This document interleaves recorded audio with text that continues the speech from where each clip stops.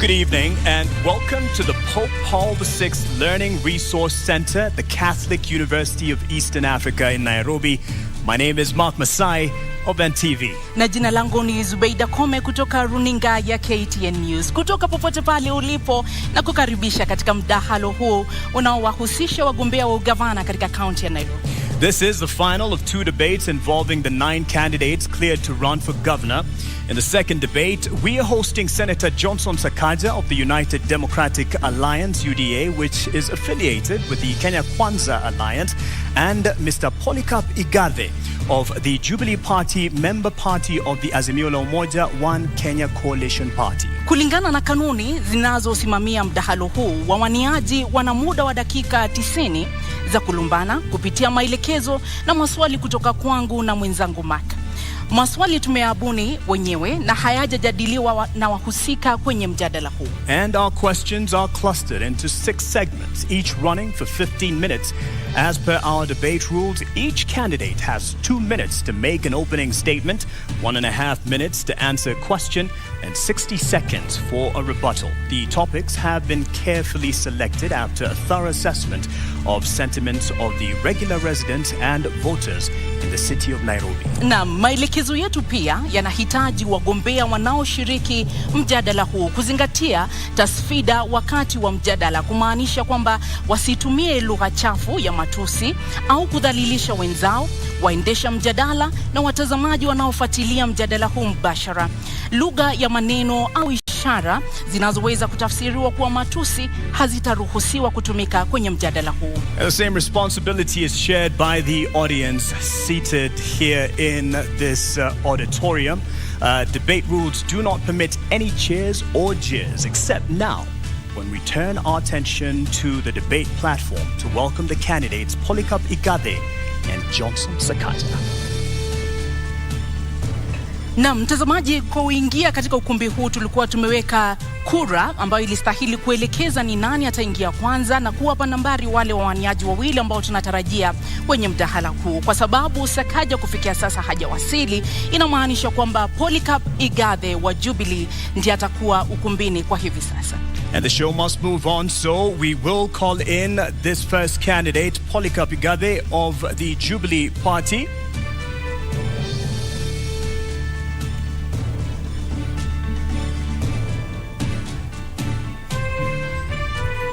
Polycarp Igathe, uwanjani wako. Tumkaribisha anapoingia.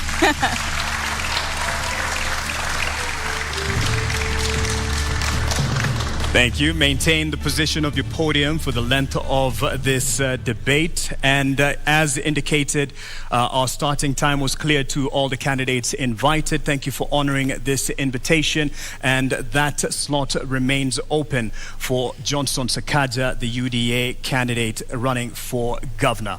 I'll start with you, sir.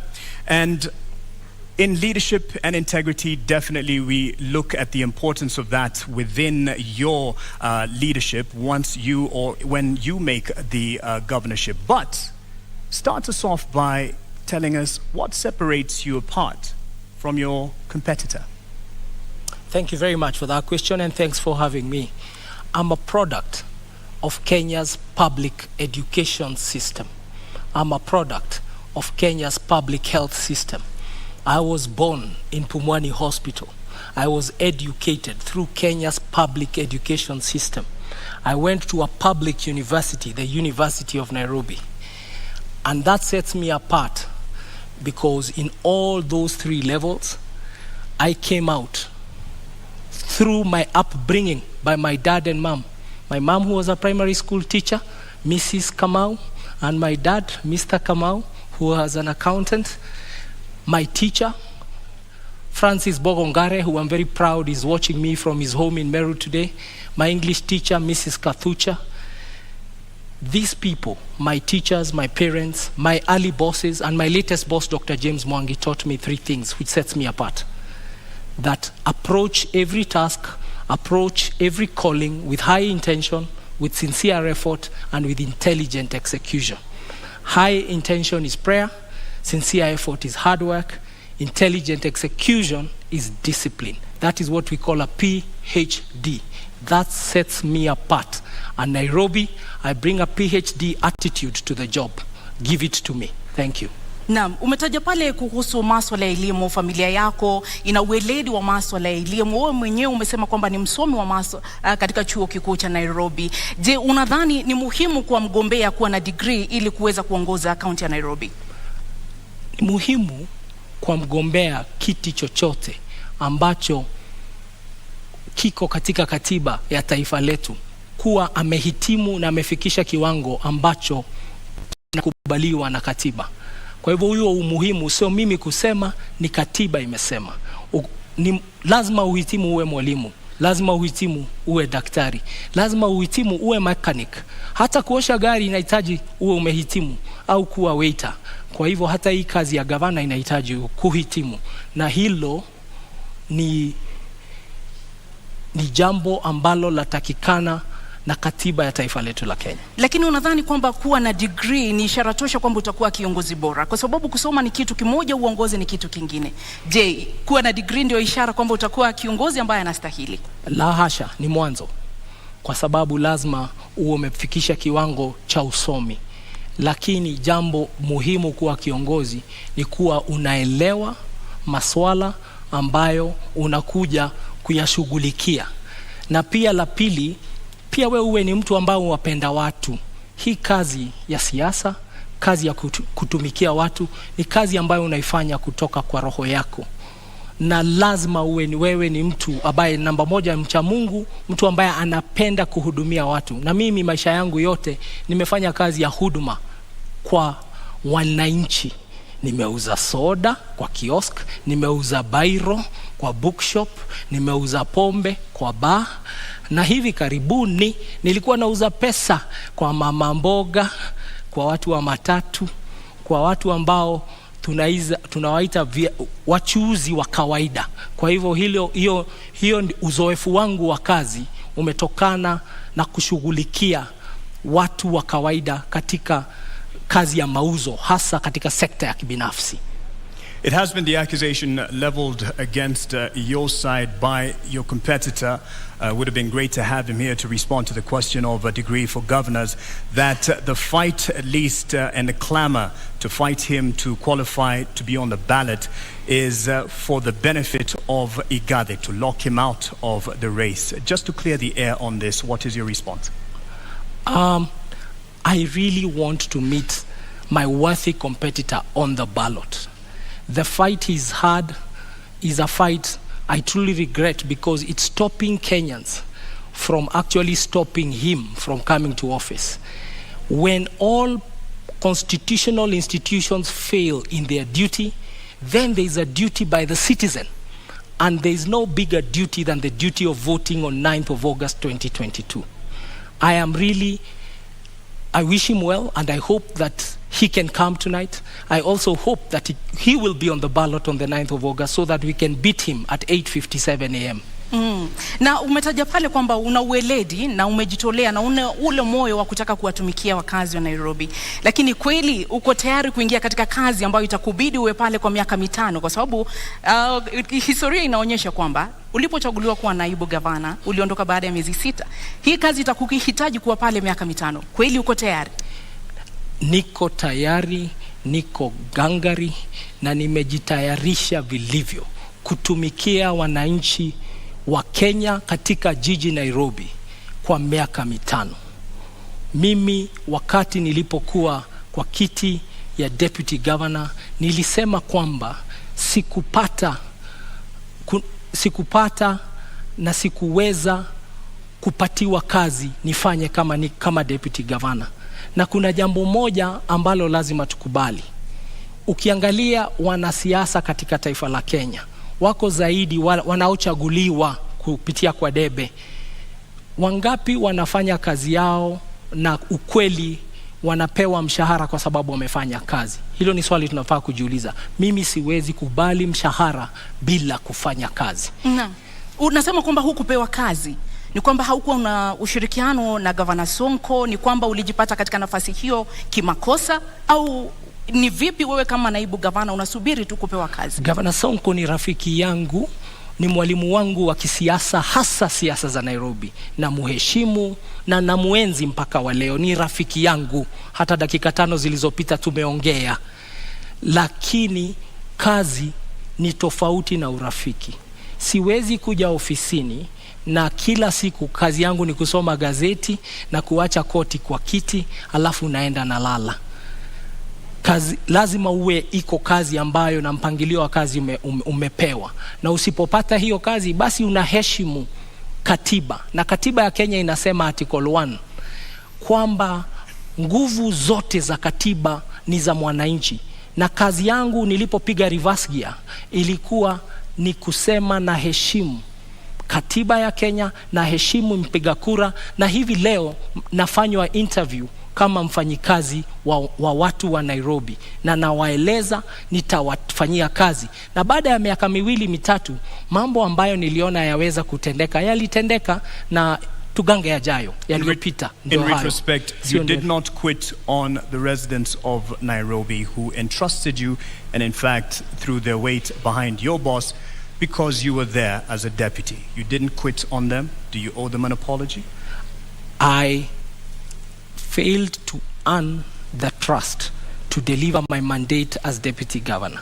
I never blamed anybody. I blamed myself, and I fell on my sword.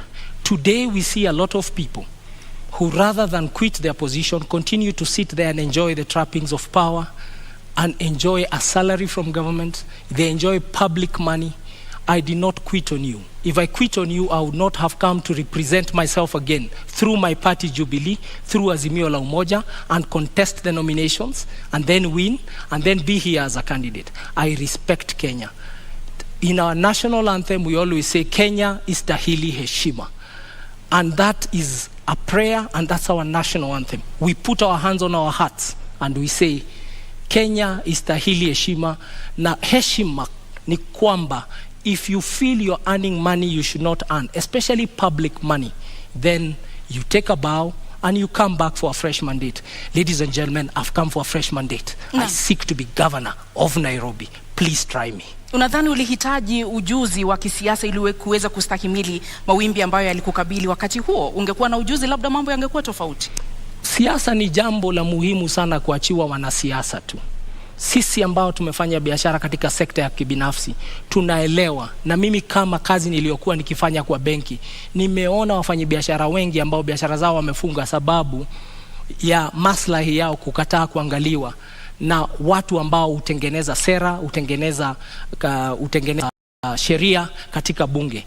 Na kwa hivyo nakuja hapa na uzoefu wa private sector, na nasema tuingie sasa, let us change kidogo, let's change the tune. Tuingie, tupindue, tulete mapinduzi, tulete ari mpya, kasi mpya, mwamko mpya, tuendelee. Tujaribu mtu ambaye ana uzoefu ambao unaweza kusaidia kisiasa. Na siasa ni nini? Siasa ni ile mambo ya kuleta watu pamoja ili mtimize maslahi ya watu na jamii. Mtengeneze uchumi, tutengeneze mazingira, tutengeneze jamii na tuendelee pamoja. Hiyo ndio siasa. Hata katika sekta ya kibinafsi kazi ndio hiyo ya kufanya kazi na wenzetu. So nimekuja hapa, nimejitolea, nimeamua kwamba Nairobi hatuwezi tena tukaendelea jiji kubwa kama hili kuongozwa na uongozi ambao hauna uzoefu wa kufanya kazi. Mimi na kazi ya kuendesha jiji ni kazi ambayo inahitaji ufanye kazi na wafanyikazi ambao nimechunga. Nimeendesha makampuni ambayo iko na wafanyikazi maelfu, budget za mabilioni, na ndipo nasema nafikiri nina uzoefu. Hii kazi ya budget bilioni 40, wafanyikazi 15,000, nataka hao wafanyikazi wapate kiongozi bora, kwa sababu wakipata kiongozi bora tutapatia wananchi wa Nairobi huduma na taifa letu litakuwa nzuri, na nitakuwa nimefanya kazi yangu kama mwananchi wa taifa la Kenya. You do have the decorated profile in terms of the boardroom and the qualifications therein. Politics is part of the game, and especially for a county like Nairobi and the position it has nationally. Are you confident about your political ability to make sure that you control and you keep things under control within the capital? Thank you very much for the compliment. I can tell you, even private sector, there's a lot of politics. In business, there are shareholders, there are employees, and there are customers. Shareholders invest in employees. Employees invest in customers. Customers pay the shareholders, and the cycle works like that. In politics, the shareholder is the political party. The political party then nominates candidates who come as politicians and civil servants who come as civil servants. And the work of civil servants is to then serve the public. And the public, in turn, keeps giving power to the right party. I am very proud to be a member of Azimio la Umoja, led by the most disciplined shareholder in politics, if I can use those words, Raila Amolo Odinga Baba. He has run the most disciplined political party. I'm very proud to be a member of his team. I'm very proud to be a member of the Nairobi team with my colleague Edwin Sifuna, with my colleague Esther Passaris, with all our MPs. I'm very proud. And because I'm joining a disciplined team, we are going to serve the public. What has been the problem of politics is we, just like in business, we have employees. In politics, what we see is that you have politicians, political parties and politicians who have come together to steal from the public. It's like a shareholder and an employee and management stealing from the customer. That's not sustainable. What I can say is, in closing, that remark is, when a customer loves you, no one will harm you. When a voter and the public loves you, no one will harm you. We are seeing it in Sri Lanka. We are seeing it in very many countries, that people are eventually, the silent majority, we have in Kenya, we have a very big silent majority. Quiet people, decent people, honest working people who go about their lives. They are really tired of the circus of usual politics, of insults, of drama, of coming late for interviews, of eligibility to a job. It just says this is what the eligibility. People are really tired. And I know that because I live amongst the people and I'm a son of this country. People just want a normal servant service person. They just want a politician or a leader who just gets the job done. And me and my partner, my deputy governor, who's an accomplished scholar, Professor Philip Kaloki, we are just here to get the job done.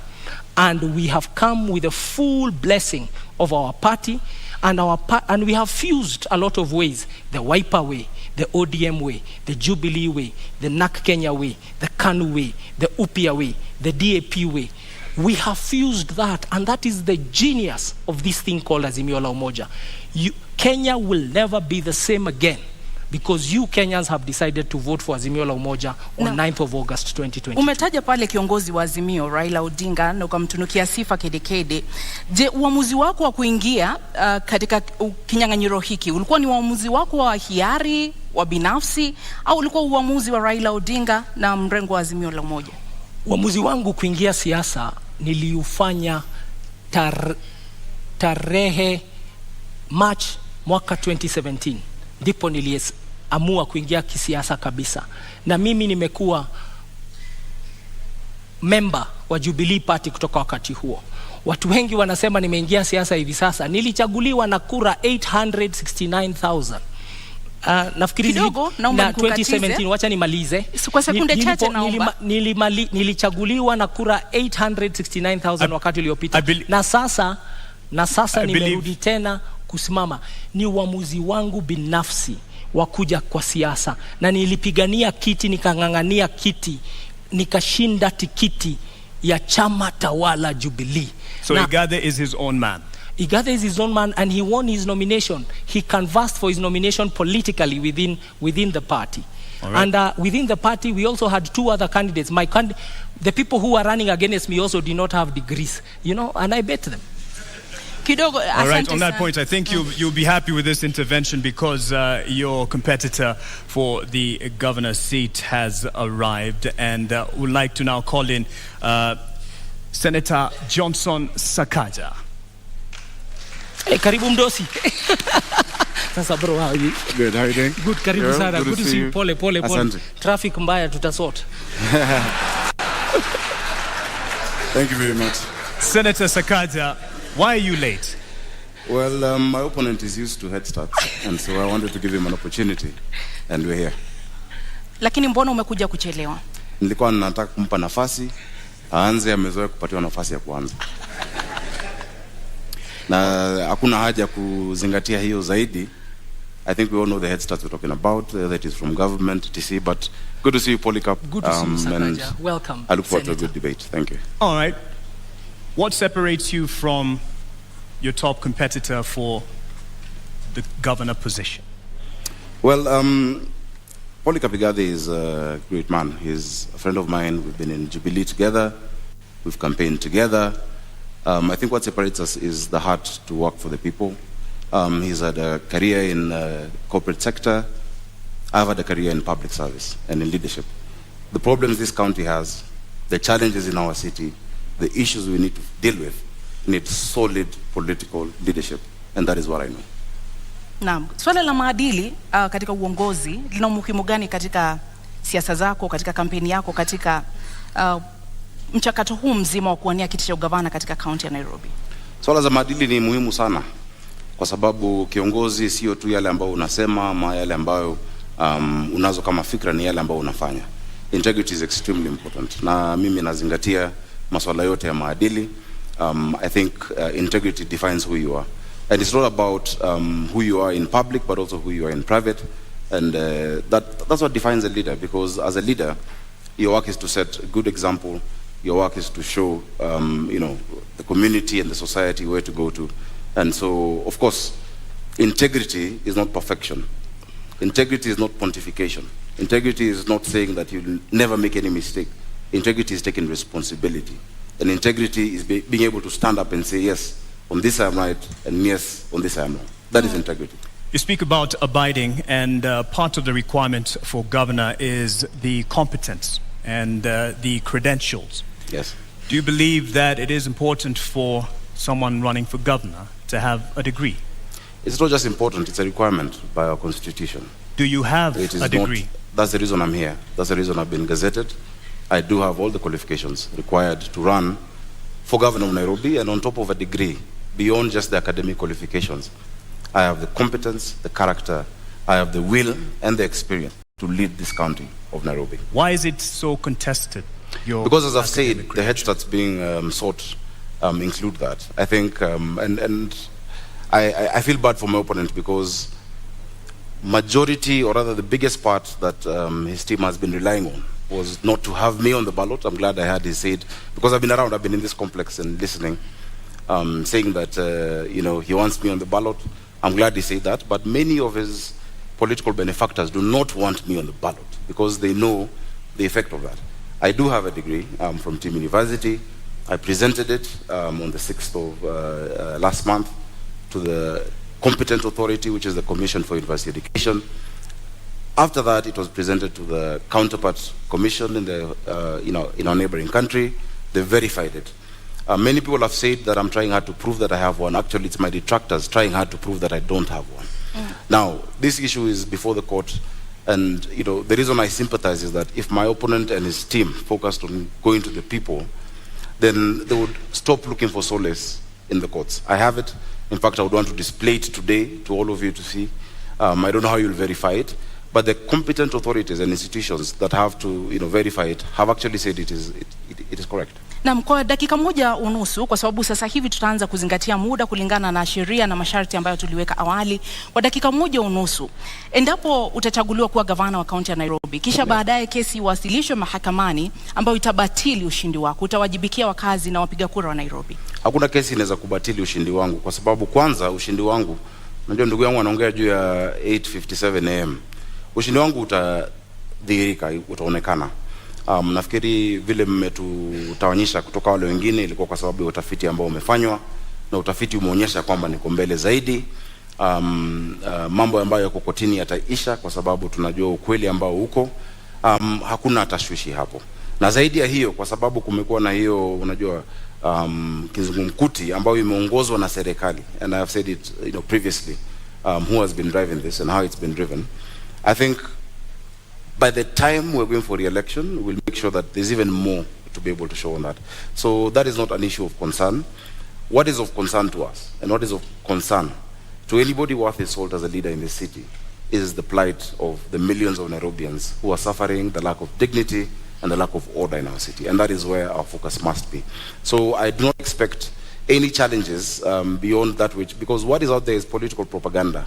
If you look at the lengths that the state has gone to try and stop my candidature, if you look at the resources deployed, including diplomats and the ambassador, etc., intimidation of institutions, revoking and revoking, etc., then you know that there's something there. And I think nothing of that source will stand the test of time. Are you saying that those who are backing this fight for your contestation for the position of governor are behind your competitor? Yes. What do you say about that? You have an opportunity to respond. Our worthy competitors have pitched themselves as victims, and the entire platform is victimhood. That they are victims of the weather, they are victims of the law, they are victims of what they call the system. But facts are facts, and the truth is the truth. I have said I really would love to meet Senator Sakaja. I think out of abundance of the heart, I would like to meet Senator. I would like to meet. I would like to meet Senator Sakaja on the ballot, on the ballot, so that we can beat him, and so that the people who are the last line of defense when all other institutions fail, prove to him that they know better. That wajinga waliisha Kenya, na waliisha Nairobi. If any other institutions fail, the people should never fail on the ballot. Naam, muda umekwisha. Senator Sakaja, je, uamuzi wako kuingia kinyang'anyironi, ama niweke hivi, uamuzi wa kuingia kinyang'anyironi ulikuwa wako binafsi au ulikuwa wa chama na kiongozi wa chama? Nimefurahi kwanza tumemaliza hicho kipindi kwa sababu I'm able to prove and to show that I have the qualifications, and that is going on. I'm looking forward to it. And I know millions of Nairobians everywhere I've gone to tell me every day that they're praying, and because they can see that big hand of the state, and we shall be vindicated in due course. When there's time after this, I'm available to speak to that. Of course, my intention to run for governor of Nairobi has been my intention. I've grown up in this city. I was born in Ngara. I've seen this city when it had some semblance of a working city, and I've also seen the lack of dignity and order in our people. The lack of dignity when Mama Mwende in Kayole had to watch her daughter die at Mama Lucy because of an ambulance. I've seen that, and I've committed myself to lead the charge of providing order and dignity in the city. So it was my decision, it is my decision, and beyond that, it is a resolve of the millions of Nairobians to rescue this city from state capture. Your decision, you say, but it is on a ticket UDA under Kenya Kwanza. Yes. If you are elected as governor, how much of a burden will the patrons of your particular alliance have or be to your leadership as governor? I think I've distinguished myself over the years as an objective leader, as a leader who stands his ground, as a leader who stands on principle. Many times, even before what my competitors and their colleagues thrive on, they like talking about the handshake, I've demonstrated what we call siasa safi. When the Honorable Prime Minister, former Prime Minister's retirement benefits were being rejected in Parliament because his now partner and brother said he must retire from politics, I'm the only person from Jubilee who stood up to defend. When Honorable Oluoch was being fought at Pan-Africa by Jubilee members on the 26th of October, I'm the one who defended him. When Babu Owino was thrown into a cell and Raila Odinga and Wetangula could not remove him, I went, despite there not being any agreement before the handshake. I believe in siasa safi. I believe politics is not enmity. And I want to assure even my opponent that once we get into office, some of the ideas he has, because he's a good manager, and this city also needs, in some areas you need managers, of course, led by a leader with a vision. We'll incorporate the ideas. Everybody sitting on that side knows that I have no negative relationship with them, and that is the siasa safi Nairobians want. And that is why all your polls show that Nairobians across the political divide have resolved to support me for the office of governor. Bwana Polycarp, je, ni kwamba Azimio mnaendesha siasa chafu katika kaunti ya Nairobi? Kwanza wacha tuangalie siasa safi ni nini. Mwaka uliopita taifa la Kenya, the amount of money, pesa ambazo walituma kwa serikali gatuzi kutoka kwa serikali ya kitaifa was 370 billion shillings. 370 billion, Nairobi ilipata 19 billion. 5% only ndio ilikuja Nairobi. Nairobi, wapiga kura Nairobi ni 11% ya tuko 2.4 million out of 2.4 million voters out of 22 million voters in the country. Now, Nairobi contributes 2.2 trillion wame collect Kenya Revenue Authority. 60% ya hiyo 2.2 trillion imetoka kwa viwanda na wafanyi biashara hapa Nairobi. How does somebody contribute 60% of revenue and you only share 5% back? Na hiyo siasa safi ndio seneta wetu amefanya katika Senate. Kazi ya seneta ni kutuombea pesa. Ametuombea tu 5%. Alienda huko kufanya kazi ya county zingine. Hapa ndio sababu Nairobi hamna mashule. Tuna nasari pengine 211. Tuko na health centers kidogo sana, da dispensary. Na ndipo njaa na umaskini umekithiri hapa kwa sababu watu hawajui Nairobi is unaffected and a very poor country. Muda wako umekwisha. A very poor county. Muda wako umekwisha. That is not siasa safi. Bwana Sakaja ameuliza umetetea vipi county ya Nairobi ulipokuwa seneta katika kipindi hiki cha takriban miaka 5. Je, kweli umewajibika kama seneta wa county ya Nairobi? Zaidi. Na zaidi ya wote wengine ambao walichaguliwa kama maseneta. Ukiangalia utafiti ambao umefanywa kwa miaka 3 ambayo imepita, for the last 3 years running, I've been rated the best performing senator in the Republic of Kenya. I brought more bills, more motions, more questions about the county administration of Nairobi than any other senator, and you can check. I can see you have laptops. You can check that. On top of that, the work of the senator is to bring resources to the county. When I became senator for Nairobi, Nairobi was receiving 15 billion. I'm living with it 3.3 billion higher at 19 billion. That is actually understanding your assignment and prosecuting it the way you need to. So I brought that money. In fact, naturally, it will take more than 10-15 years in terms of cycles of devolution to get to an increase of 3.3 billion. Something Igathe says isn't quite enough, even though you've gotten it to 19 billion. Something he says isn't enough, given the contribution of the capital to the rest of the nation. Now, if you understand the framework of devolution under our constitution, fiscal decentralization has what we call the horizontal division of revenue. In that horizontal division of revenue, you have a county allocation of revenue bill, where you divide the amount that is given amongst the counties. So of course there is a ceiling of what has been given to all counties. What I have fought for is the fair share for Nairobi City County, which remains to be the highest, and over and above what any other county gets. Igathe, you have a response on that? I don't know how much is enough. What Senator ensured persisted in this country is a philosophy that is unsustainable. That you take from people according to their needs and give to others according to their ability and give to others according to their need. Nairobi is a very needy county. And the criticism I'm proffering here and submitting to him is that as senator, what did you do to help Nairobi overcome the hunger, the deprivation, the desperation in the informal settlements? Did you bring that matter to Senate? Did you make people understand that case? Instead, what we saw, he was a leader of a group called Team Kenya that even removed incentives for county to generate their own revenue. We used to get 1% extra if you generate your own source revenue. Like Nairobi is only generating this is going to do about 9 billion of its own revenue. So the the CRA, Commission for Revenue Allocation, was giving us brownie points as a county if you collect your own revenue and you don't rely on the national government. And these are some of the things he did not protect as our senator.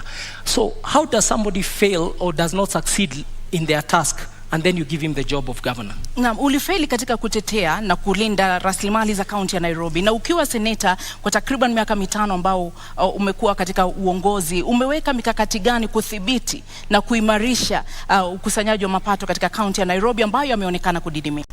19 billion from 15 billion is success. It's an improvement.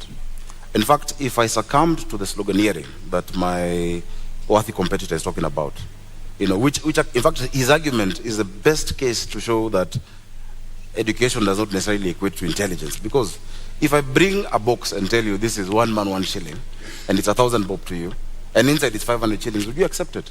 What they were offering Nairobi Polycarp was 134 million shillings more. I refused with my team Kenya. I said Nairobi has the depth of poverty, that urban poverty bites harder than rural poverty, that you have nothing in this city, you'll have nothing to eat, you'll have nowhere to stay. And I refused that 135 million shillings and got 3.35 billion shillings for the people of Nairobi. If I was just to fall for the empty slogan, Nairobi would still be at 15.8 billion shillings today. So I'm very proud, and I'm proud of all my members, because not only did I secure that for Nairobi, I showed this country that there is no Kenya A and Kenya B. There's no second-class county in a first-class country. And I stand my ground that we must be patriotic. Even as we're in Nairobi, we have people from all across the country. On top of that, I can list you the bills. I brought the startup bill. I brought the prompt payment bill. I brought the National Disaster Management Authority bill in the Senate. I have fought for Uber drivers, Taxify and all digital hailing apps. I have spoken about the demolitions and even stopped demolitions that are going further. I have done a lot. In fact, if you give me maybe an hour or so to just list the things I have done in the Senate, and I hope the next Senate of Nairobi will be able to fill in those big shoes, that response, because it is work that we've done. Let's push on with that aspect then on. You talk about not having enough funds allocated to Nairobi given its place in the nation. However, there is the issue of not being able to actually get the potential revenue that it can get owing to the cartels in the city, which have been a thorn in the flesh of the administration. But it can be argued also fostered by the leadership. What will you do to get rid or deal with the cartels? Igathe, you have a minute and a half. Thank you very much for that question. Nairobi collects, for sure, way above 200 million shillings every day. But what ends up in Nairobi coffers is around and about roughly 40 million a day. So over 160 million shillings is lost every day. That's the fact. We've had a senator whose work is also oversight. And Senator Sakaja, you had a chance to be seen in this country oversighting the county of Nairobi. When push came to shove and the impeachment question came to the floor of Senate, it's up to Kenyans to see how you voted. Not only did you did not even take a decision, you abstained. You walked away from the conversation. We have not seen you. Nairobi County employees, in fact, we have to apologize to them. They do unbelievable. Their salaries are delayed. Their remittances are delayed. The Auditor General's report about Nairobi City County is that Nairobi City County's has a debt of over 80 billion now. That is what it has been given an adverse opinion. But have we ever heard once our senator speak about it? And that's why I'm saying the oversight role he did not do very well, and he actually did not succeed in that oversight role. But the cartels we will deal with, because we have the numbers and we know who they are, and you have seen them even in the campaign season trying to fight and hide behind muda wako umekwisha. Bwana Sakaja, una muda wa dakika moja unusu kujibu. I'm actually quite tickled that Polycarp Igathe can talk about push coming to shove and me not making a decision. Before even push came to shove, in like 4 or 5 months, Polycarp Igathe quit on the people of Nairobi. In fact, that should have come in the question of integrity. Because when you talk about public trust, chapter 6, at the expense of private convenience, that is the question that we must answer. It did come up before you, right? The question on impeachment. Governor Sonko would not be facing an impeachment if you stuck in office. In fact, if you stuck in office, you probably would have been the incumbent governor. If you stuck in office, there'd be no NMS in Nairobi. The reason we have NMS in Nairobi is after Polycarp Igathe could not wait or stand the heat in the kitchen, he ran away in less than 6 months. This city needs resilience. You need to be tough. You cannot say that you have betrayed 800 and I think, how many votes did you guys get? 40 or something thousand votes, 840,000 votes, because you could not get the trust of one individual, yet 1 million Nairobians have given you the public trust. When push has come to shove, look at the Senate answered. I have spoken more times than any senator. I have raised more questions in the Senate than any other senator. In fact, I have taken the former Governor Sonko to court on the action he took on Matatus. The record is clear. This county needs a political manager who understands how to deal with the leaders and how to deal with the issues of the people, but has a thick skin. In fact, if half of the tribulations I'm facing right now in my bid were on Polycarp, Azimio would have no candidate. But I have stood. Your time is out. You've stood. You ran off. He'd have quit. Integrity, I define integrity as what you do in private. If it ever became public, you'll never be ashamed. I'll tell you what is not integrity. Is uttering false documents and then standing here and saying I have integrity. Go to the website of the East African of EACC. Go to the website of IBC. Check the university governors, Sakaja, Senator Sakaja. No, let me go. Go and check what Senator Sakaja cited as his degree in 2017. It's a public document. And then look at the degree he's saying it is today. We don't even know who he is. Is your name really Sakaja? Nairobi. Careful. All of us, careful.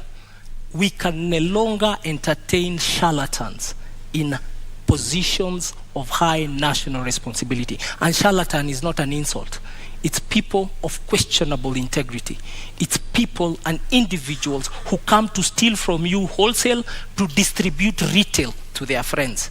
And I submit to you, the man to my left will do exactly that. Careful. I think the man to my right did exactly that by running away from the mandate given to him by Nairobians. Actually, the entire mess we have in this city.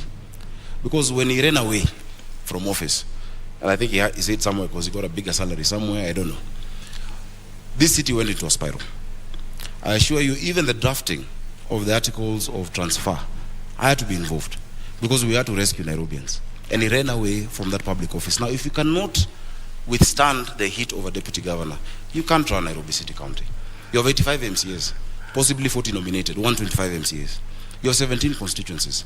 If just one Mike Sonko made you run, tomorrow, matatus will strike. The next day, hawkers will be on the street. The next day, and you're trying to run this county by being popular, it will not work.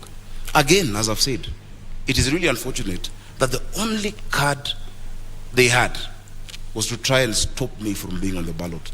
I want to tell you to wake up, smell the coffee. On the 9th of August, I'll be on the ballot for governor of Nairobi City County, and on the 25th, we shall be sworn in.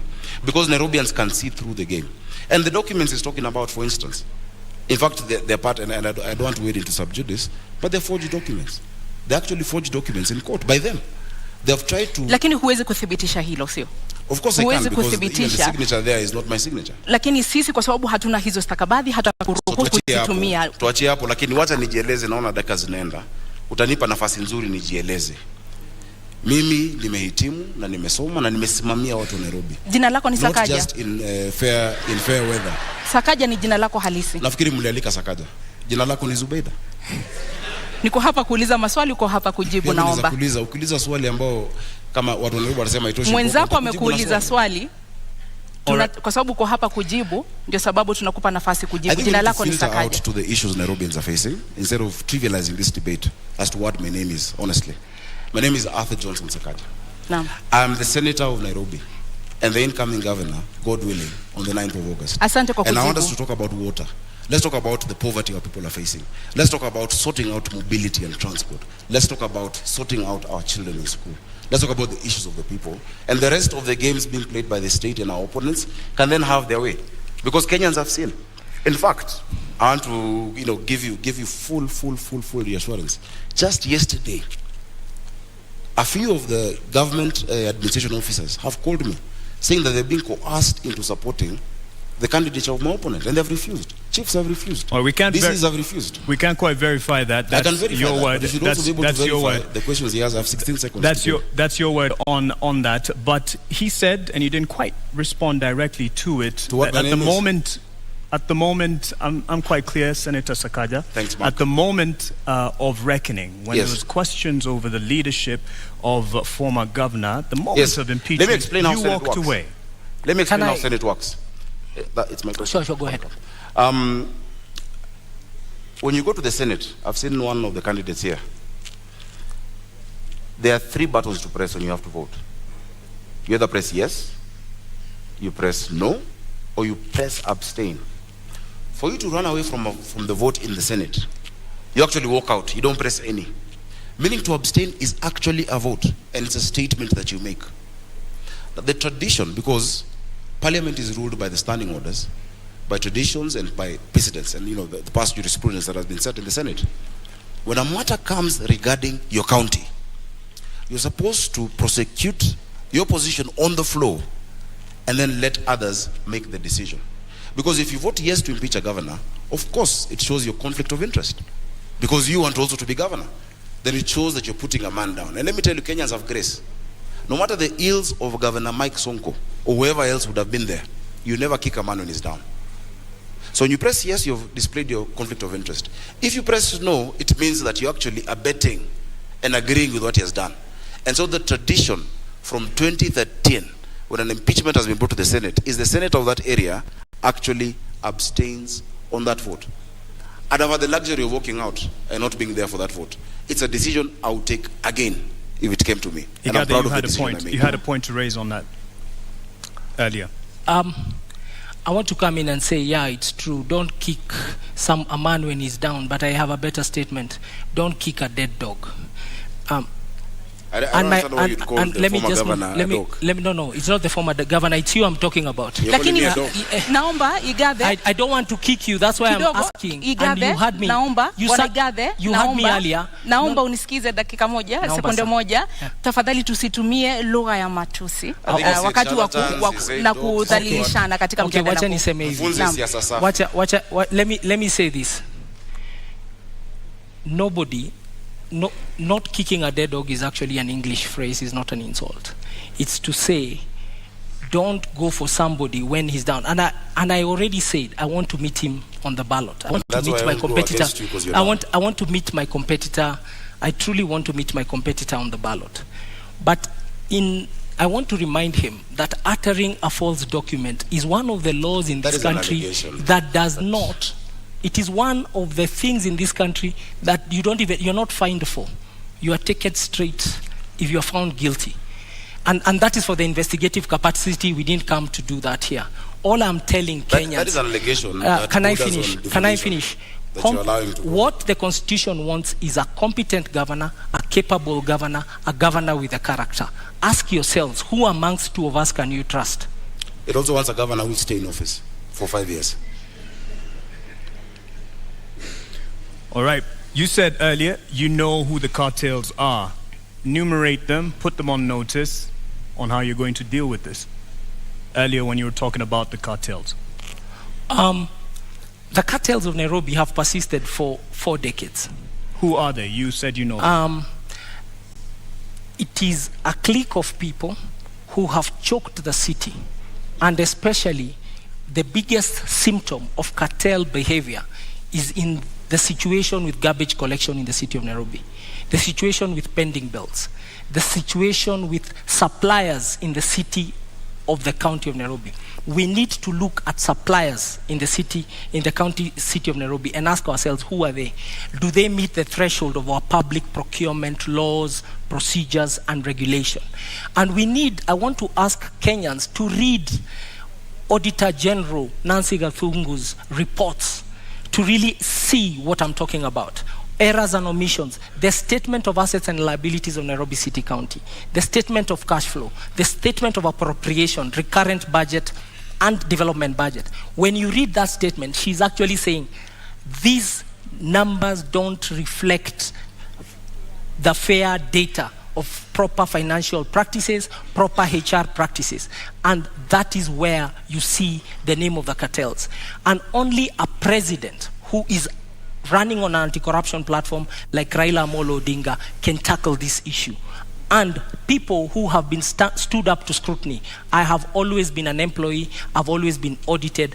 I have never taken a shilling that does not belong to me apart from my salary. Naam, kabla tuvuke kwake, ulikuwa naibu gavana katika kaunti ya Nairobi kwa takriban miezi 6. Katika muda huo ulijukumika vipi katika kuwakabili hawa cartels, hawa walaghai, hawa watu ambao wana kwanza walaghai tulionana nao kwa sababu for the time when I was a governor, Nairobi City County moved its revenues from the 12 million we used to find to 100 million levels, 120 million a day. You're never governor. When I was deputy governor, I was in the governor's office. Thank you. For that period when I was a deputy governor, that is what was going on. And we started to pay salaries on the 25th of every month. There was also remission of all statutory deductions. When I was there, I started the titling program for Nairobi to give title deeds into Nairobi. That process has taken 5 years, is now being completed as we speak. When I was there, I formulated and changed the management of Nairobi City County Water, the Nairobi Water and Sewer System. The new existing chief executive and their team came in. So there are a couple of things that we did within those 6 months. So we had some achievements, and I want to assure you that we'll accelerate them when we come to office, when you vote for us. Kama seneta unakubaliana naye kwamba waliweka mikakati ya kuweza kukabili hawa cartels na kuweza kulinda rasilimali za kaunti ya Nairobi? Kwanza nafikiri vile amesema vile alikuwa alianzisha na ikakamilika bila yeye. Inamaanisha Nairobi haikumuhitaji. Kwa sababu it's just demonstrated that even whether he was there or not, it happened. I think if you stayed true and didn't quit and run away when things got hot, maybe things would have been better for the people of Nairobi. We'd never know, and unfortunately, we'll never get to learn. Cartels are a lazy word. It's a word used by lazy leaders who fail to master the courage and the guts and the resilience to deal with corruption. That is what cartels are. Cartels are a weak excuse because all of these are human beings. If you say you know them, and even here, just at this debate, you're afraid to name them, yet you said you knew them, you'll not deal with them. If you know them, name them. Kwa hivyo huamini kama seneta kwamba kuna cartels katika kaunti ya Nairobi? Sio cartels. Ni wanabiashara ambao, the first way not to be, to have cartels in Nairobi is to refuse to be part of that system. Lakini kama unaogopa hata wizi wasema, kesho wakikutisha utajiuzulu tena. We cannot have that in Nairobi. We just need to set systems that actually remove the place they are playing. Don't be afraid of cartels, Polycarp. Whatever name you choose. I will invite you on 10th of August when we are naming them.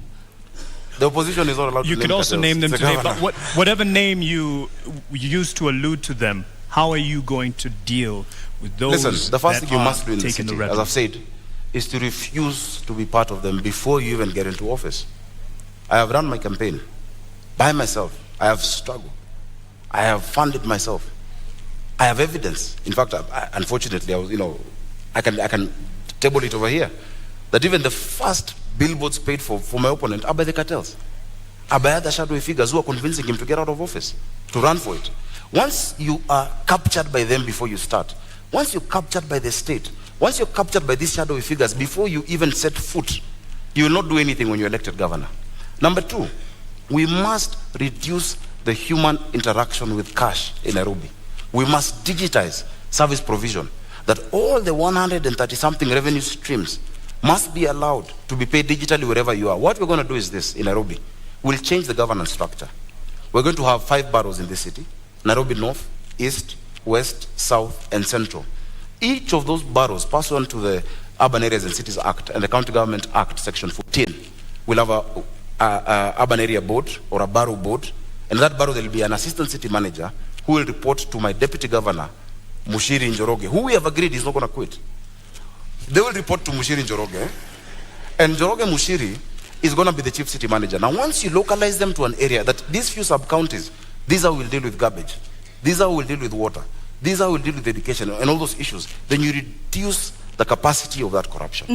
Bwana Igathe, unakubali muda wako umekwisha, samahani seneta. Bwana Igathe, unakubali kwamba mapendekezo anayotoa ndio yataweza kukabili wale ambao unawaona kama cartels katika kaunti ya Nairobi? Samahani, muda wako umekwisha seneta. Naomba muda wako umekwisha, tumpe nafasi aweze kujibu. Mambo ya Nairobi ni mazito. Tafadhali baada ya zungumze utuongezee dakika. Shida za Nairobi huwezi taja na dakika moja. Kama mnataka watu wa Nairobi wasikie vizuri, kwa heshima kubwa, naomba kwa heshima zaidi, kisha utapewa muda zaidi. Utapewa muda. Wao wanataka majibu. Senator Sakaja, with all due respect, you did come late, and in keeping time, there are rules that we announced at the beginning of this debate, and an answer to a question is 1.5 minutes, and you can see it clearly on the screen here. Rebuttal is 1 minute, and we did accommodate your lateness. Not enough, but we'll summarize answers. Over to you, Igathe. Ukosefu wa nidhamu ni jambo la kawaida kwa watu ambao hawajamaliza shule. Let me move to, this is what we want to do. This is what we want to do. We want to improve the society in Nairobi by ensuring we tackle the issue of hunger and depravity in the city, by tackling the issue of poor access to education in the city and poor quality access to healthcare. We want to fix the economy in Nairobi by ensuring decent jobs, proper mobility and transport. We are going to form what I'm calling the Nairobi Go portal. It's really e-government, making sure we have time and attendance for every employee. We make a fit for purpose government to serve. And lastly, to really fix the environment. Kuimarisha mazingira yetu, maji na mambo hayo. Your time is up on that, but there was something he brought up, and he said even he claims to be funding his own campaigns, and says you're under state capture and you have a right to respond to this. A minute for that in terms of those who are funding your campaign. My campaign is funded by myself and my friends, and I would like him, because he has said so, to provide that evidence before the morning. That is a liar. Those are lies told by a lying liar. I'll be glad to do that. Please, you say you have some evidence to this effect. Of course, we have receipts of billboards and of, different meetings of chiefs, meetings of DCCs, them being casual. You cannot force individuals, DCCs, assistant chiefs, and many of them, represented here, know. The meetings at St. George's Primary School, where they're being asked to support those candidates, we know all of that. It is obvious. But if you'd like me to table that, I'll be glad to table it before the country. So they can see. But I don't think even... I will in measure table all the false documents Senator Sakaja has cited to the Republic of Kenya and to constitutional institutions tomorrow morning on my Twitter. All right, tomorrow morning there's a lot of news to look forward to, and... Do you agree? And then you will know what we are facing. Because the contest on 9th of August is a simple contest. It's a contest in this country. It's a census, actually. It's not an election. How many Kenyans believe in competence, character, capability, honesty, unity, moving forward? And how many believe in lies and all the other bad things we don't want and don't value as a society? That's the contest. We've moved into the governorship domain of this conversation, and we just like to cover more issues here. And there was a mention of Nairobi Metropolitan Services, NMS. First of all, do you agree with it having been brought in as an intervention? And in your view, was it because of a failed leadership? No, I celebrate the Nairobi Metropolitan Services. The NMS and General Badi and his team have done a wonderful job. And it was a creature of the law. We saw how it was formed, and because it's a creature of the law, it extinguishes naturally by law in November of this year. Look at what they have done. They have sunk 193 boreholes in the metropolitan area. 144 of those boreholes has been in our informal settlement. That has truly helped us fight COVID-19. The Metropolitan Authority has further worked on pedestrianizing the central business district, which is something we must do in this city. Make sure that non-motorized transport, we democratize transport, that the most important transporter is not the private car, but the pedestrian, the cyclist. They have done it, and we are now walking better. They've really tried to improve the environment, and they are it is part of the military to do civilian duty, and they came and answered the call of duty, and we truly celebrate what they have been able to achieve. And we are reverting back to a civil authority. As we speak, I believe General Badi is in transition, waiting for the election and then for the next people to take over office. He should not be vilified. And he really worked, and he's been able to deliver. It's been a band-aid to the city of Nairobi. Labda kwa sekunde 30, iwapo utapewa nafasi ama ungepewa nafasi, ungetaka NMS iendelee kuhudumu katika kaunti ya Nairobi? NMS siwezi pata hiyo nafasi kwa sababu sheria inasema NMS muda wao utakuisha Novemba mwaka huu. But it was extended, and there's an opportunity to extend it. I will give better service as governor of Nairobi than NMS. Bwana Sakaja, on the issue of governorship and how Nairobi Metropolitan Services, came in to rescue the day, Do you agree with this? And under governorship of Sakaja, would this continue? It is very interesting to hear a man praising his ex-wife's husband. The reason NMS came about is because Igathe quit. It's as simple as that. If the deputy governor of Nairobi, Igathe, did not quit, there'd be no need to have NMS. Those boreholes you're naming, you should have done them. Those interventions you're talking about, you had a chance to do them. Devolution cannot be trivialized in this country. Devolution is the greatest gift we've given to our people. That every Kenyan, wherever they are, has a right to self-determine. I wrote about this in 2010 with the International Commission of Jurists.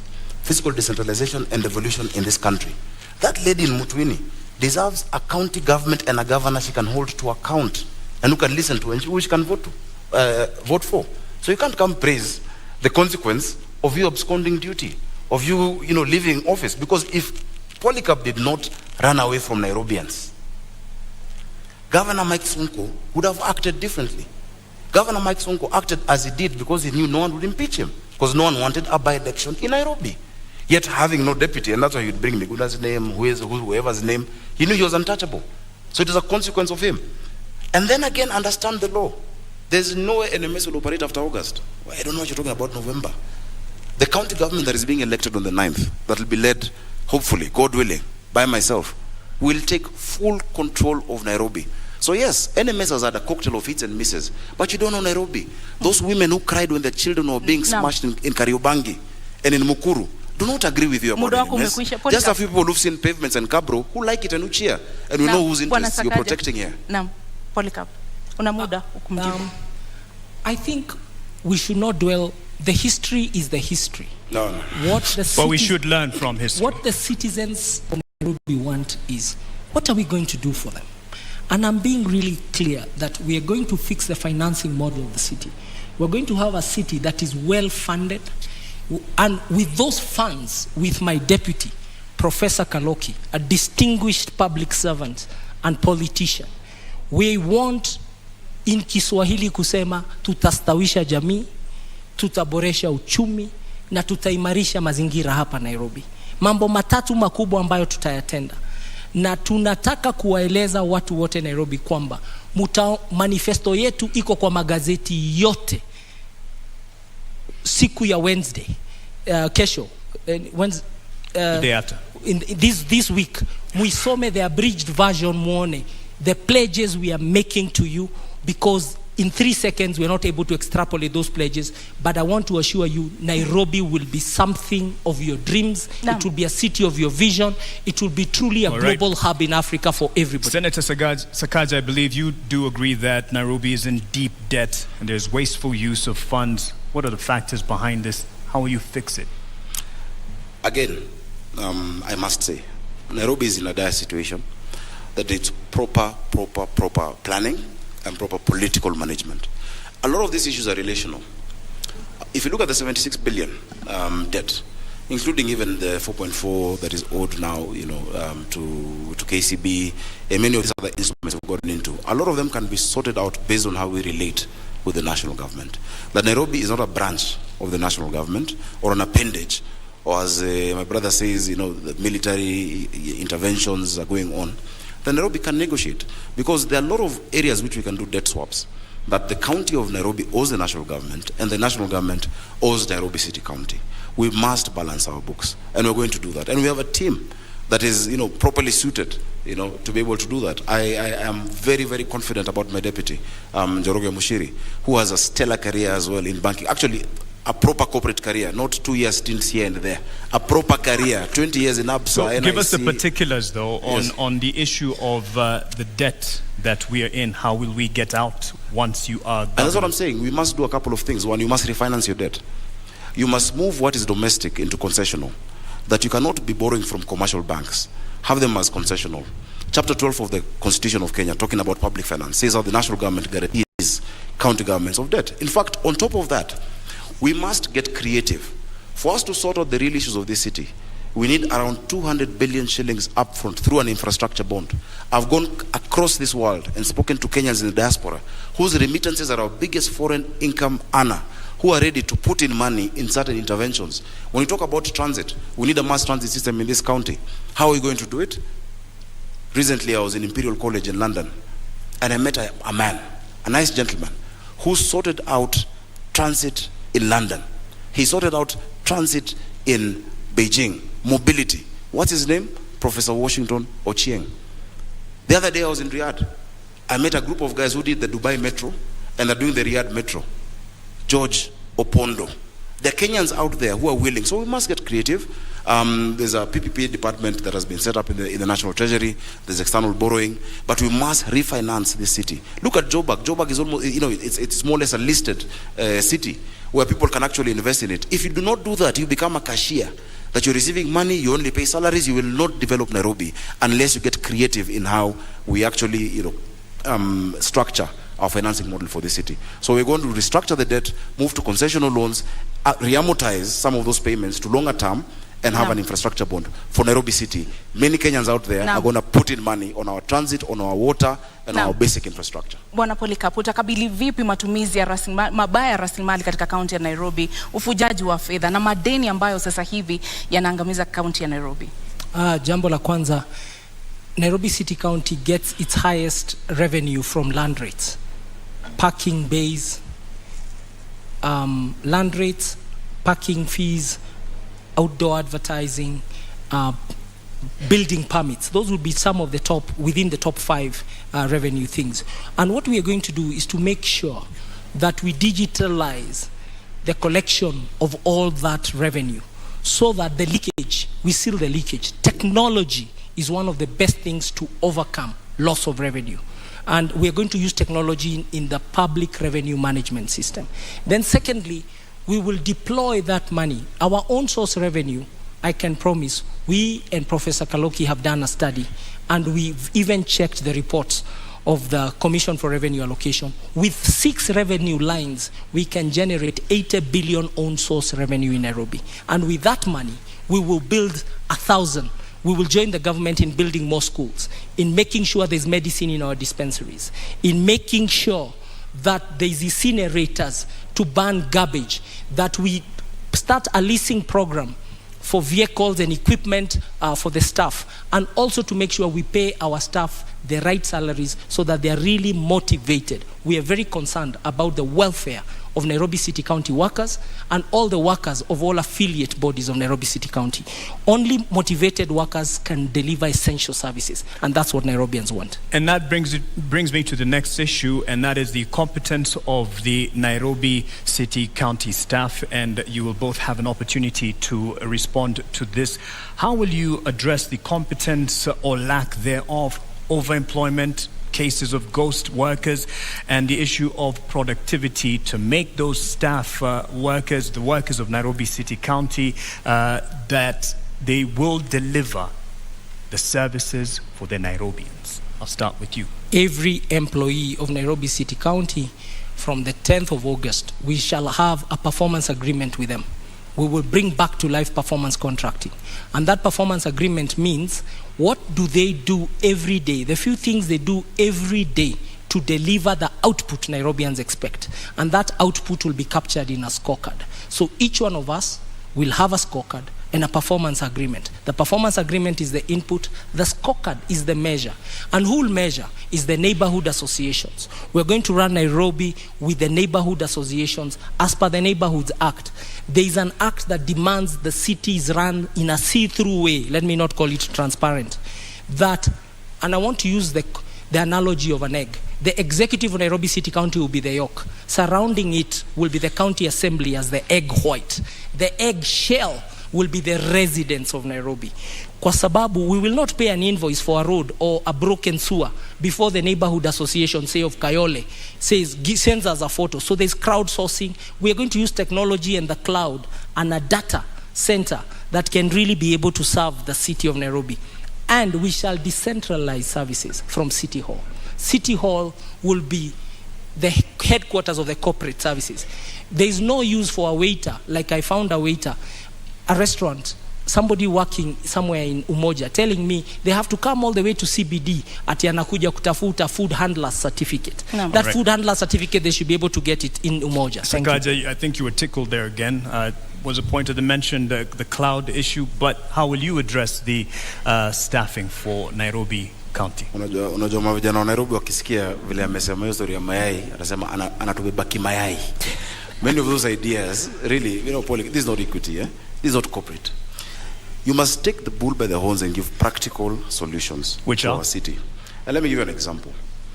You're talking about, one of the highest revenue streams, being rates. Have you talked to us about the reclassification of those rates?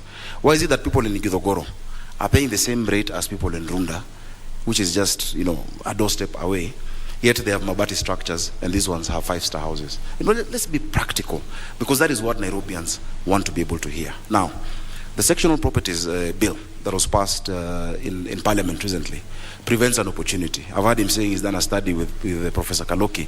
I know Professor Kaloki is a professor, and maybe that's why we've not been seeing you guys campaigning, because you're doing studies. But look at what KPMG has spoken about Nairobi. Look at what PwC have said, and the CRA. It is not just 6 revenue streams that are going to increase how much we collect. Just the sectional properties realignment and the revaluation that starts in January 2023 is going to take us up another 50 to 53 billion shillings. Every other revenue stream then must be geared towards making Nairobians more productive. The NMS that you praise has been going around this city with GSU, harassing our traders and our hawkers, throwing them into those pickups, tetanus filled pickups and roadworthy. By the way, on the 9th, if you're listening and you're a scrap metal dealer, come to City Hall. Revenue has gone down to 7 billion. Why is that? Because you're not explaining to the people of Nairobi the services you're offering with the money you collect from them. We will have a people-centered leadership. Cloud is a tool. Na muda umekwisha. Your focus must be on the people you're serving. You can't be. Muda umekwisha bwana seneta, lakini umekuwa seneta wa kaunti ya Nairobi. Umewajibika vipi katika kuona kwamba pesa za kaunti ya Nairobi zinatumika namna inavyostahili, hakuna wizi, hakuna watu wasiofanya kazi ambao wanalipwa? Umekuwa seneta, wewe ndiye macho ya kaunti ya Nairobi. Zubeda, nadhani kabla kuja hapa mlifanya utafiti. Umewajibika vipi seneta katika kuhakikisha kwamba pesa za kaunti ya Nairobi zimetumika vyema? My time is counting while you're talking. Kama mlifanya utafiti, ungeona zile ripoti ambazo nimewasilisha, zile miswada na hoja ambazo nimezileta kwa bunge. Hapo kati ya hizo miswada na hoja, kuna ile ambayo inaitwa prompt payment bill, ambayo pia wale wengine walijaribu kuweka katika mswada wa BBI walikuwa wanaleta. Ilikuwa nimeshapitisha kwa bunge. Ukiangalia yale unajua zile ripoti ambazo nimewasilisha kwa bunge, zinazungumza itakuwa ni njia gani tutatumia, mbinu gani, form itakuwa vipi kwa kisha ule jamaa. There's a guy who works just across over here in Cultivar. He's called Fred. He's one of the procurement people. Akona wines and spirits Buruburu. Anasema kwamba wakati akiwa job anasikia hawa watu wa NMS na GSU wamekuja, in their WhatsApp group they tell each other that hawa watu wamekam. Kuna wimbo wanasemanga walikam na kinini, vijana wa Nairobi wanajua. Wamekam na Subaru. Na wakikuja hapo they tell each other in the WhatsApp group, they close all the shops. That's why this military you're praising has not collected 7 billion this year. Let's take power back to the people. And he tried to define this election. It's not about liars and who don't lie. It's about a state project and a people's governor. Speaking about people's governor, power to the people, let's give some power to the people who weighed in on this debate. We had asked some questions from Nairobians, and I believe we're ready to sample them right now.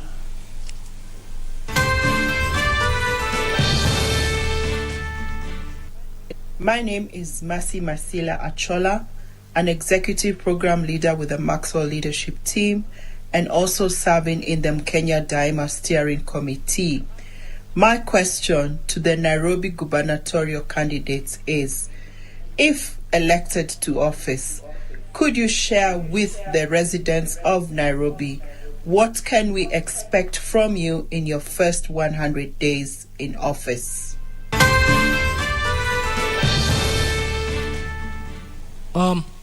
In the first 100 days, I pledge with my deputy to have a very fit for purpose organization to deliver essential services that Nairobians have been deprived of in the past, and especially Nairobians in the informal settlements and in low-income areas.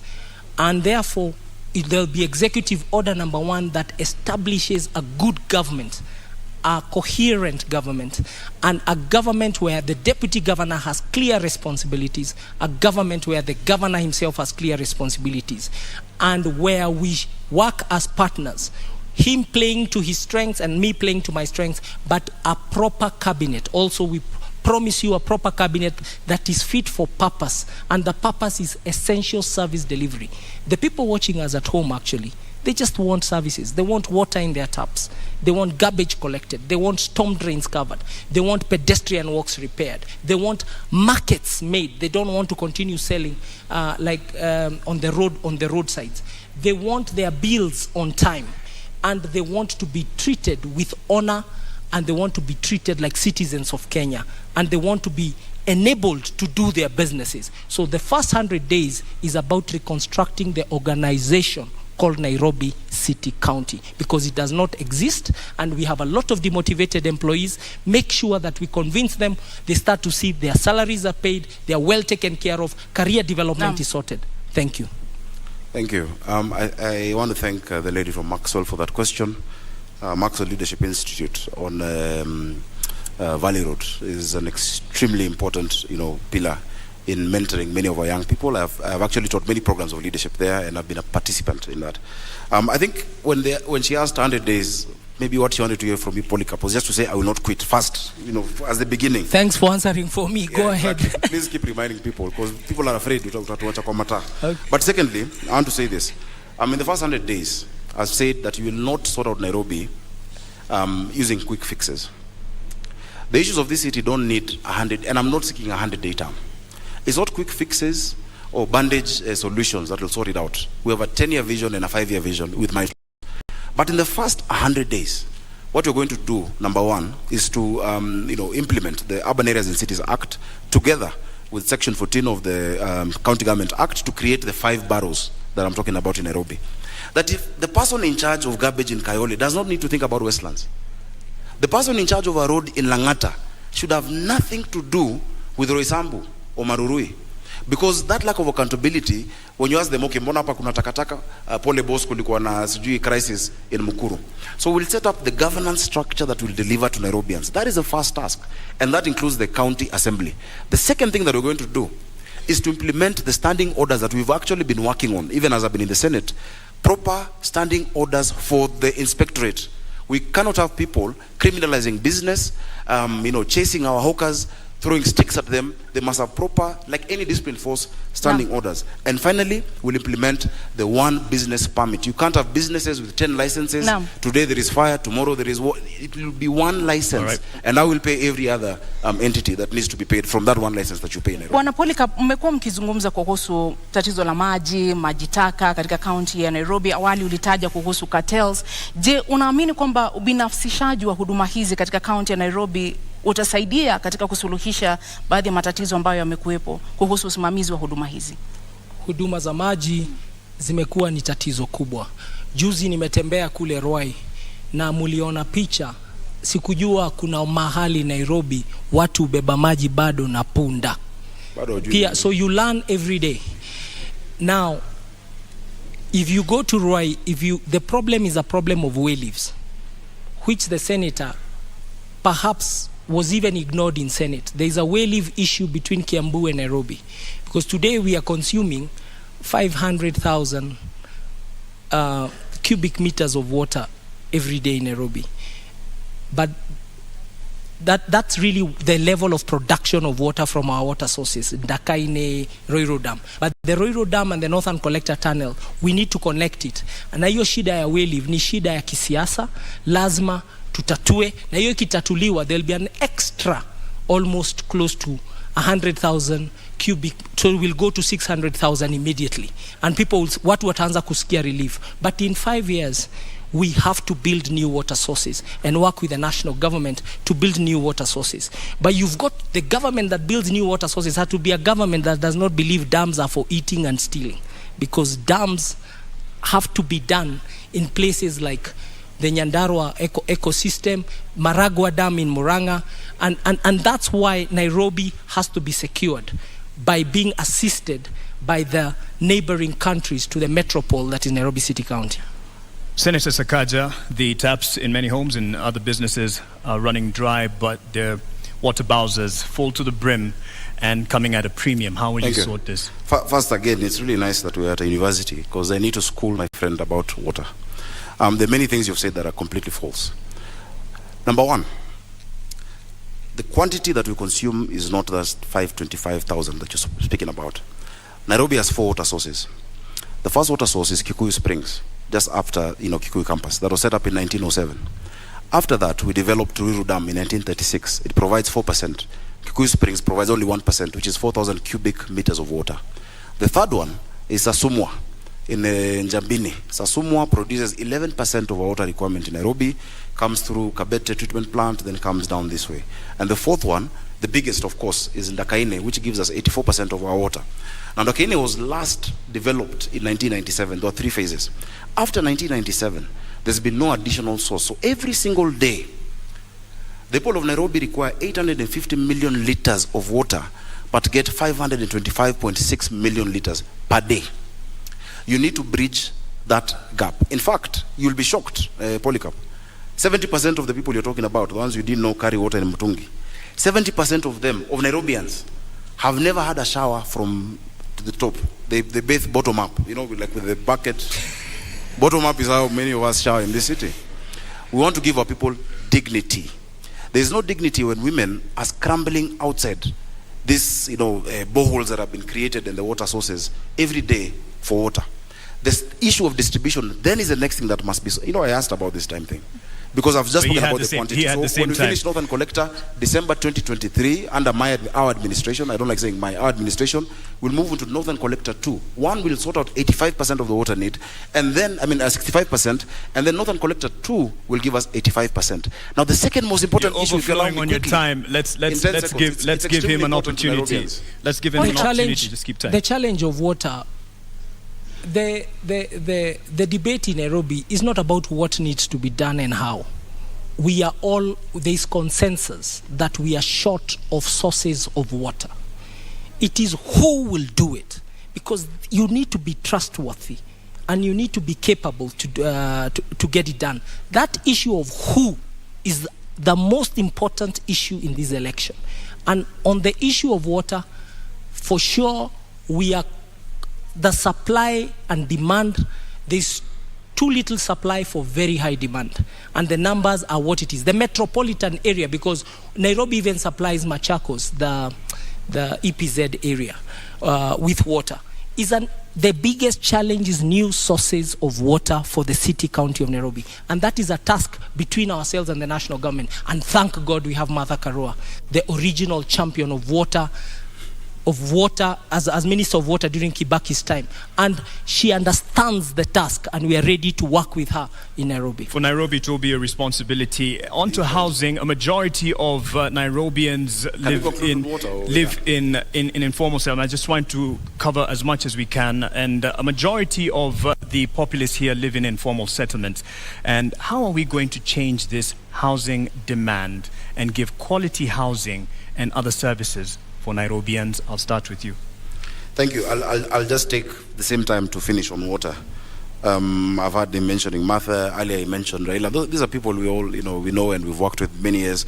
Don't run away and hide behind them when you don't have the point. Just say the point as it is, because Nairobians are electing you to be governor of Nairobi, not Martha Karua, not Raila Odinga. They're electing you. If they elect you, if they make that decision, which I know they will not make, you must sort out the distribution issue of water, because water goes hand in hand with housing. So I've spoken about the quantity, and it's not about waiting for an angel from national government to do it. Already we're at 90% with the Northern Collector 1.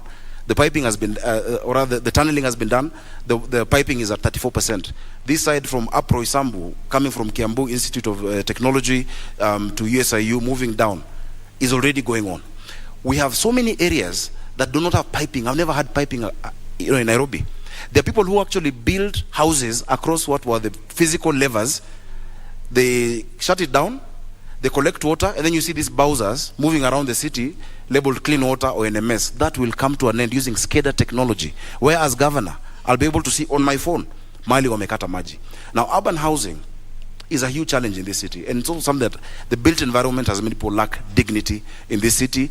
The county government is not in the business of building houses. We shall facilitate the private sector through proper land tenure and giving them proper land of government to actually partner with them to build these houses. We can actually do it through the silo model, where you build and people move and come in there. Urban renewal is being resisted in Eastlands because of lack of trust of that institution or body that is praising here today. I wish you go there tomorrow and tell them what you said about NMS. Bwana Polycarp, maji ni mojawapo ya shida ambazo zinakumba wale ambao wanaishi katika mitaa ya mabanda katika kaunti ya Nairobi. Hasa ni mpango upi ambao uko nao wa kuinua na kuimarisha hadhi ya watu ambao wanaishi katika mitaa ya mabanda katika kaunti ya Nairobi na changamoto ambazo wanakumbana nazo? So first of all, the county of Nairobi in its own books owns close to 532 hectares of land. On it sits 12,000 single dwelling units. Nairobi has to strategically densify, but that process requires proper public participation. You can already hear my competitor is whetting his appetite to steal your homes. You people in Makadara and Jericho, umesikia, he has pronounced himself that this will be private sector led. I have told you, this thing called urban renewal, which is what they want Nairobi to take, we have to be very careful. It needs proper conversations around it, and we must build housing that is truly affordable housing, decent housing, and before we build, we must ask the people who sit in those estates, mnataka nini? How will this work? And how will you be compensated? Before that is done, we are rushing. And you've seen a big rush towards that work, and we are saying, put it on hold. The Constitution demands proper public participation, proper understanding, and I want to believe that conversation has already not been held. So the housing question in the informal settlements is to continue the work that has started. Roads, water, sewer, boreholes. These informal settlements require a lot of investment, and that investment requires allocation of our improving our revenue and also making sure Senate allocates us the money we require to attend to high density areas. Okay. A rebuttal in terms of what he said on your housing urban development plan there, an opportunity. There are people waiting in the wings to come and steal your houses, and you've had the private sector. He has the opportunity. You're in his time. You have an opportunity. I don't know who represents the private sector here on this stage, if you look clearly. But what I'll say is this. While you're away, when you ran away from Nairobians, Polycarp, I represented the people of Majengo in Kamkunji in court to fight what you're talking about. You were somewhere in your Bentley, living the life, never spoken about an issue of Nairobians. But now you're saying you want to steal. That they were moved from slums in Majengo, the slums were put down and put in 11,000 bob houses, while they're paying 5,000 shillings, 4,000 shillings. Today, the amount of money owed that they need to pay 60 million shillings. That's what someone wants to steal the houses. When I talk about urban renewal, the entity you're praising is rushing. Just this week, there have been more than 3-4 advertisements on the newspaper for them to engage contractors on urban renewal, and they have 28 days to go. They must stop that, and I'm putting them on notice. In fact, it's against the law. An entity whose time has ended cannot engage in 10-15-year contracts today. He doesn't have the guts to talk against NMS, and he will not. But they must not do that, because the people that you're talking about, I have represented for NMS, 5 years. NMS is not an enemy of Nairobi. I have not ran away from them, and they are saying they believe urban renewal must be done. They don't trust those people who are doing it. And you say it's an issue of trust. It's not about who's going to do it. The first thing, basic thing that they want is to know that that person will be there to do it for 5 years and will not run away. First deliver on that. Unfortunately, it's time out for us in terms of this debate. There's a lot to cover. I believe both of you gentlemen have spoken and have alluded to the fact that you have the manifestos will be open to the public, Nairobians to be specific, to peruse and digest. And that is where we will end it at this opportunity. I believe even the time for closing remarks are not there. If we probably managed the time a bit better in the beginning, it would have ended up even better in terms of coverage of the discussion. Asanteni sana kwa kuja. Thank you very Asante much. sana. Thank you very much for having us. Naam, wasemapo wahenga kilicho na mwanzo lazima kiwe na mwisho. Hii sasa ndio tamati ya mjadala baina ya wanaomezea mate kiti cha ugavana katika kaunti ya Nairobi. Indeed, our appreciation to the candidates, Polycarp Igathe and Johnson Sakaja, and to you, the audience that turned up here and out there watching on television and from around the world, of course, online. Thank you all. My name is Mark Masai from NTV. Nami naitwa Zubeida Kome na kutakia usiku mwema. Zubeida Kome kutoka KTN News.